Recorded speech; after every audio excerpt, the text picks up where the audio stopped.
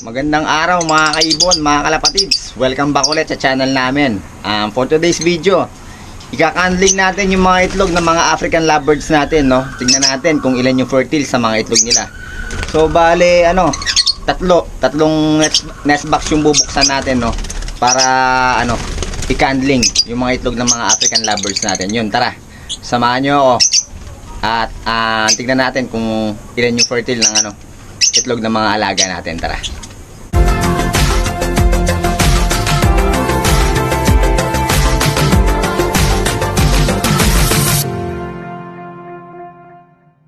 So yun guys, unahin na natin dito sa Opaline Tail Fallow project natin, no. Ang alam ko 4 ang itlog nito. Pero di ko pa sure kung nadagdagan. Di ko kasi masyadong makita dahil masungit nga yung hen natin dito, pero ngayon ikaka-handling na natin. Tignan natin kung ilan yung nag-fertile sa mga itlog nila. Tara, silipin natin yung itlog ng mga alaga natin dito. Hindi naman lalabas to kahit ko katukin ko para lang ready siya na alam niyang bubuksan, no. Kasi nakaabang na agad yan and masukal yung yung nest box nila. Check natin. Talagang hinarangan yung pintuan ng nila, pero sa loob hindi naman, no.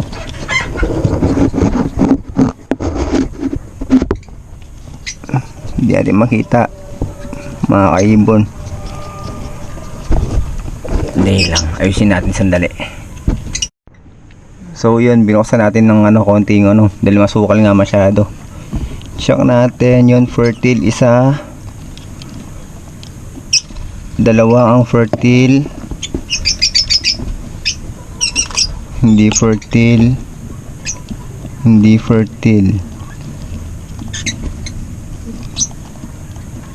So guys, yun, 4 ang itlog pero 2 lang ang fertile, no. Ngayon 2 lang ang fertile sa mga itlog nila. So yun, okay lang yan, at least kahit paano may fertile sa mga itlog nila, no. Tara, lipat naman tayo. So guys, dito naman tayo sa sa Lutino Opaline project natin, no. Nung 24 ng itlog to, halos magkasabay lang sila dito sa taas. Ito 23. Tapos ito 24. Yun yung mga ibon natin lumabas, no. Madilim kasi dito sa ibonan natin pero maaga pa, no. Hindi pa naman gabi, maaga pa, nanghaling tapat, pero nasa kwarto kasi kaya medyo madilim. Sana natin, hindi na natin kakatawin dahil nasa labas naman yung mga ibon natin. So yun, ang daming itlog, 6. Tignan natin, no. 1, 2, 3, 4, 5 ang fertile sa 6 na itlog, mga kaibon.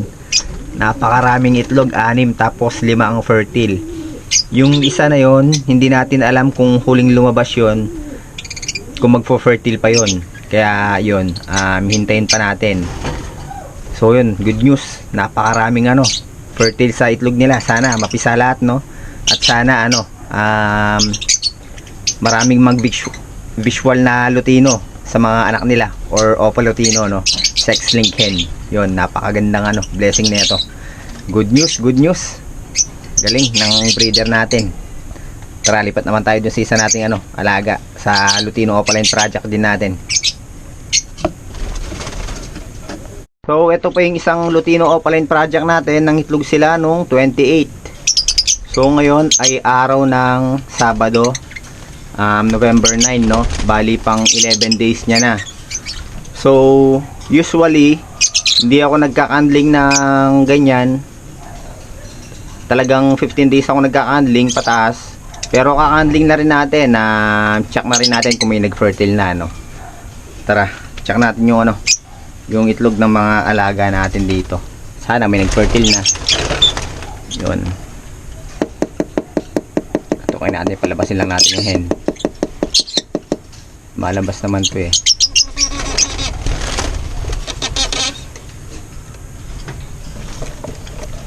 Oops, lumabas na. So ilang ng itlog nila? 4 lang, mga kaibon.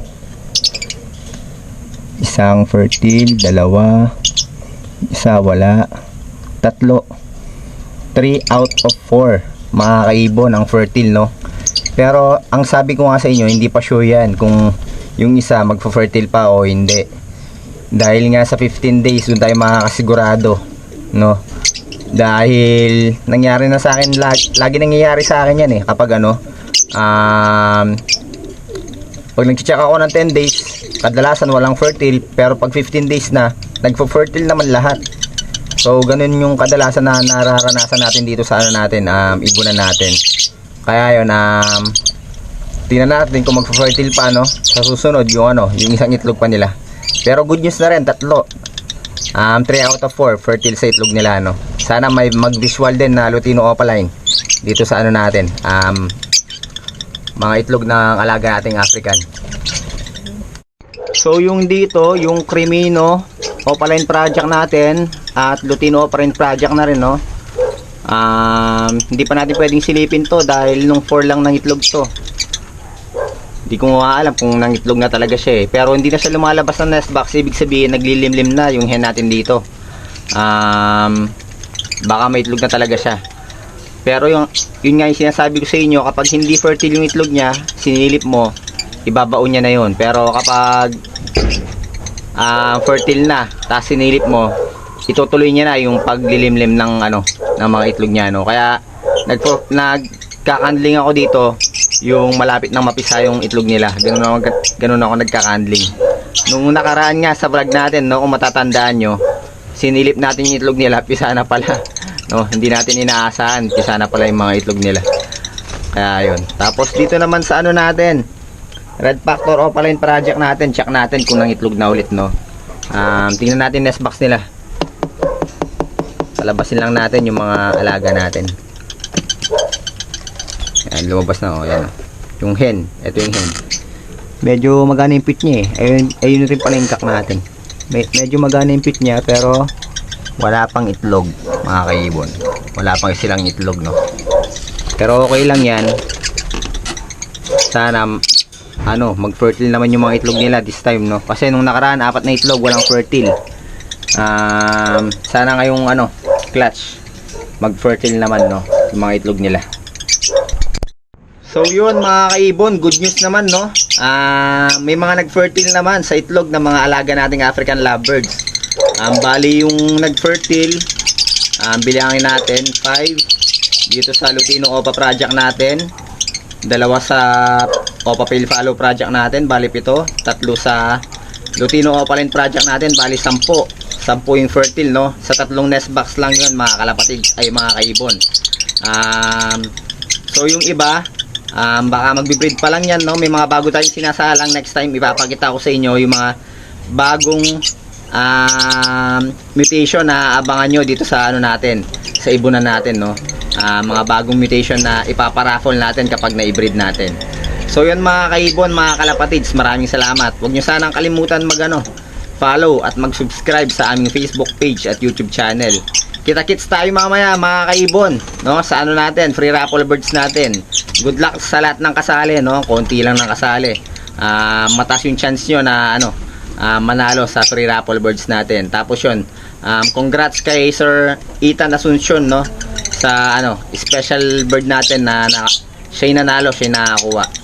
So yun mga kaibon, mga kalapatids, maraming salamat, ingat, and God bless po sa inyong lahat.